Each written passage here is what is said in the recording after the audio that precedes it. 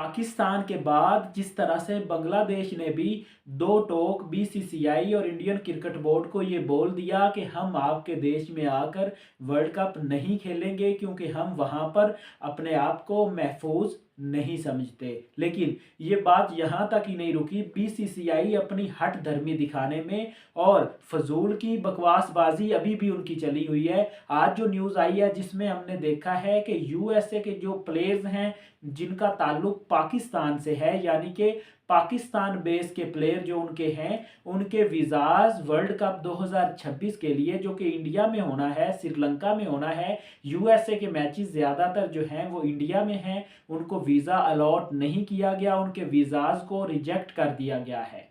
और ना सिर्फ ये अमेरिका के प्लेयरों के साथ ऐसा हुआ है बल्कि यूएई की टीम में भी पाकिस्तानी प्लेयर हैं, उनके कप्तान मोहम्मद वसीम भी पाकिस्तान के हैं और उनके जो हार्ड हिटर आसिफ खान हैं वो भी पाकिस्तान से ताल्लुक़ रखते हैं। और अब जो है वो उन्हें भी उनके जो वीज़ाज हैं ना उन पर भी रिजेक्शन लग चुकी है, यानी कि उनके होल्ड पे रख दिए गए हैं और उनको भी जल्द शायद इनकार कर दिया जाएगा। अब यहाँ पर बात ये है कि ये जो टूर्नामेंट T20 वर्ल्ड कप है ये 2024 में भी 20 टीमों का हुआ था और अब 2026 में भी 20 टीमों का ही हो रहा है। तो यहाँ पर हर टीम को इक्वल इक्वल प्रोटोकॉल मिलना चाहिए, इक्वल उन्हें रिस्पेक्ट देनी चाहिए। लेकिन इंडिया ये समझ रहा है कि वो New Zealand, south Africa, Australia, England जैसी टीमों को एक हाई प्रोफाइल प्रोटोकॉल देकर और दूसरी टीमों की परवाह नहीं करेगा तो फिर भी वो चलेगा। तो ऐसा क्रिकेट में नहीं चलेगा। अमेरिका एक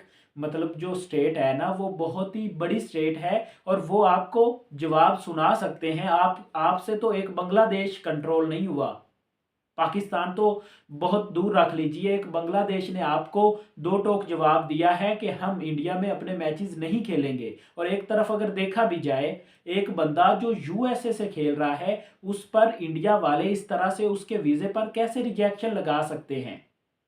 अब यहाँ पर अगर हम बात करें तो बांग्लादेश वाले फिर ठीक ही कहते हैं कि हम अपनी टीम इंडिया में नहीं भेजेंगे क्योंकि वहाँ पर हमारे सपोर्टर्स जाएंगे तो उनके साथ जो हिंदू हैं वहाँ के वो अच्छा रवैया इख्तियार नहीं करेंगे। हमें डर है कि हमारे लोगों के साथ कहीं जुल्म ना हो, हमारी टीम के साथ कोई अनहोनी ना हो जाए, कोई ऐसा वाक़या ना हो जाए जिसकी हमें पूरी ज़िंदगी बाद में शर्मिंदगी होती रहे। तो अगर बांग्लादेशी क्रिकेट बोर्ड ये बातें करता था या करता है तो उनकी ये बातें बिल्कुल ठीक है, उनसे एग्री किया जा सकता है। क्योंकि अब क्वेश्चन मार्क बीसीसीआई पर सबसे बड़ा ये है कि जो यूएसए के प्लेयर्स हैं, अली खान जिनका ताल्लुक पाकिस्तान से है, यूएसए के टॉप पेसर है और दुनिया की तमाम लीग्स वो खेलते हैं, उनके वीज़े पर भी रिजेक्शन लग चुकी है। उनका वीज़ा भी उन्होंने अप्लाई किया था क्योंकि वो यूएसए के स्क्वाड में हैं, लेकिन उनके वीज़े पर भी रिजेक्शन लगा दी गई है, उन्हें भी वीज़ा नहीं दिया गया। अब यहाँ पर बात ये सोचने वाली है कि बीसीसीआई क्या ये चाहता है कि उनसे 2026 के वर्ल्ड कप के होस्टिंग राइट्स ही ले लिए जाएं। जहां पर किसी एक टीम का मसला हो तो उसको हल किया जाता है, उसका कोई हल ढूंढा जाता है। लेकिन जहां पर तमाम टीमों को कोई ना कोई मसाइल दरपेश हों वहां पर फिर जो होस्ट कंट्री होती है उसका ही कोई हल ढूंढना बेहतर होता है। अब आप देख रहे हैं कि वर्ल्ड कप में ठीक 20 दिन रह चुके हैं, 20 से 25 दिन रह चुके हैं, लेकिन तमाम तर टीमों के जो मसाइल चल रहे हैं उससे ये लगता है कि किस तरह से ये वर्ल्ड कप 7 फेब को शुरू होगा।